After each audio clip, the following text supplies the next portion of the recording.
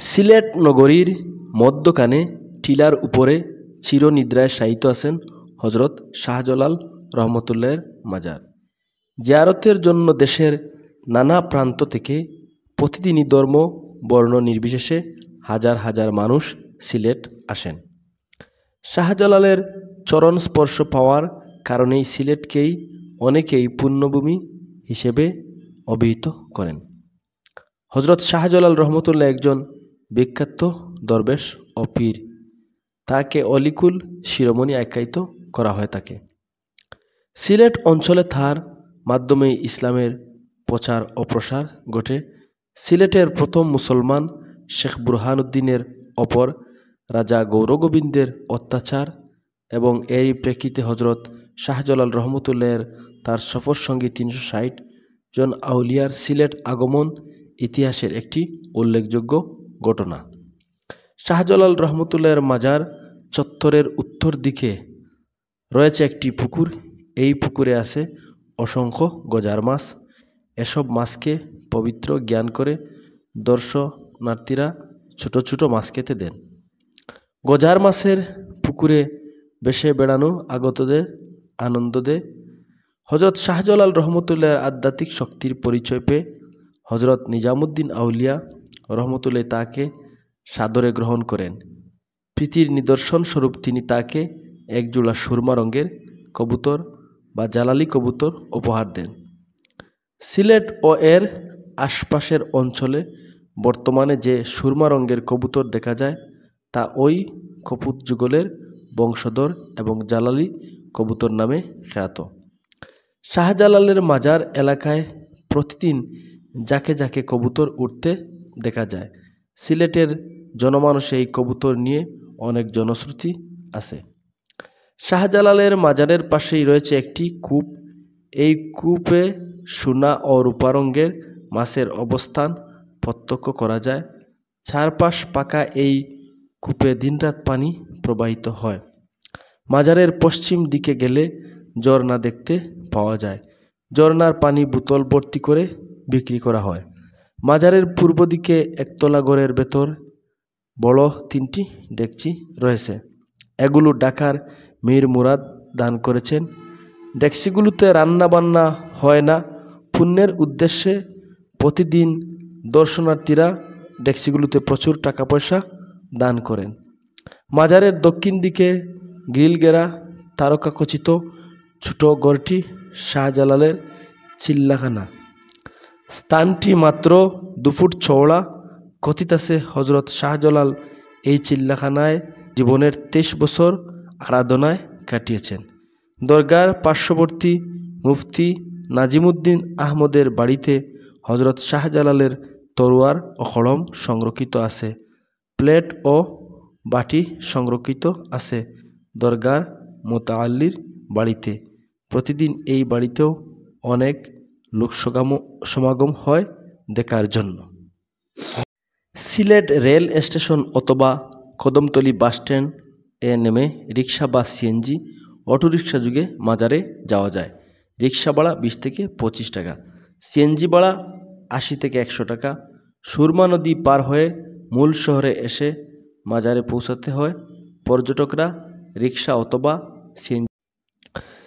কথিত আছে প্রাচ্য দেশে আসার পূর্বে শাহজালাল রহমতুল্লাহের মামা মুর্শিদ সৈয়দ আহমদ কবির রহমতুল্লাহ তাকে এক মুঠো মাটি দিয়ে বলছিলেন, স্বাদে বর্ণে গন্ধে এই মাটির মতো মাটি যেখানে পাবে সেখানে বসতি স্থাপন করে ইসলামের প্রচার করবে।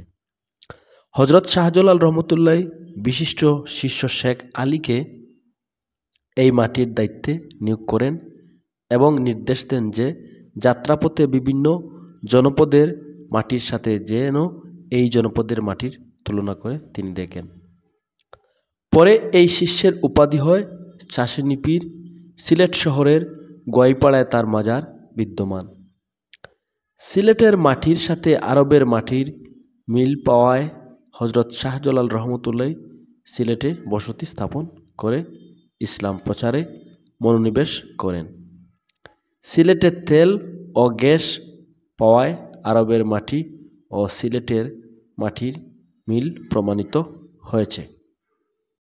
2003 সালের 4 ডিসেম্বর বিষপ্রয়োগে পুকুরে প্রায় 700-র বেশি গজার মাছ নিধন করা হয়। ফলে পুকুরটি গজার মাছ শূন্য হয়ে পড়ে। মরে যাওয়া মাছগুলোকে মসজিদের পশ্চিম দিকের গোরস্থানে পুঁতে ফেলা হয়। পুকুরটি মাছ শূন্য হয়ে যাওয়ার পর হজরত শাহজালাল রহমতুল্লাহর অপর সফর সঙ্গী মৌলভীবাজারের শাহ মুস্তফার রহমতুল্লাহর মাজার থেকে 2004 সালের 11 জানুয়ারি 24টি গজার মাছ এনে পুকুরে ছাড়া হয়। বর্তমানে পুকুরে গজার মাছের সংখ্যা কয়েক শতাধিক বলে জানা গেছে। হজরত শাহজালাল রহমতুল্লাহ ছিলেন কামনা বাসনামুক্ত নির্লোভ সুফি সাধক।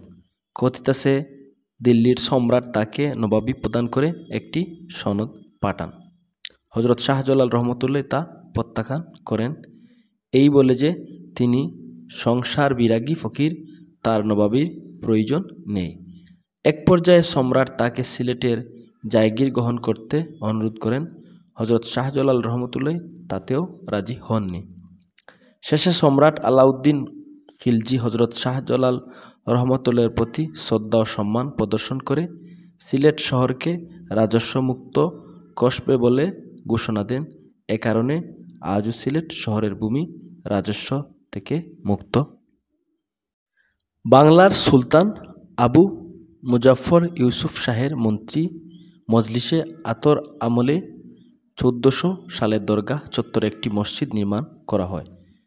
1744 সালে বাহরাম খাঁ ফৌজদারের সময় এটি পুনর্নির্মিত হয়। বর্তমানে এটি সিলেট শহরের অন্যতম একটি মসজিদ। হজরত শাহজালাল রহমতুল্লাহ আরবের ইয়েমেনের অধিবাসী ছিলেন। তার পিতা মাহমুদ বিন মোহাম্মদ ছিলেন কুরাইশ বংশের একজন সম্মানিত ব্যক্তি। তাকে পীরদের পীর হিসেবে অভিহিত করা হতো। তিনি বিধর্মীদের সাথে যুদ্ধ করে শহীদ হন। তার মা ছিলেন সৈয়দ বংশের এক মহিষী নারী। শাহজালাল রহমতুল্লাহর বয়স 3 বছর পূর্ণ হওয়ার আগেই তিনি মারা যান। মায়ের মৃত্যুর পর মামা সৈয়দ আহমদ কবির সোহরাওয়ার্দী তাকে নিজের কাছে নিয়ে লালন পালন করেন।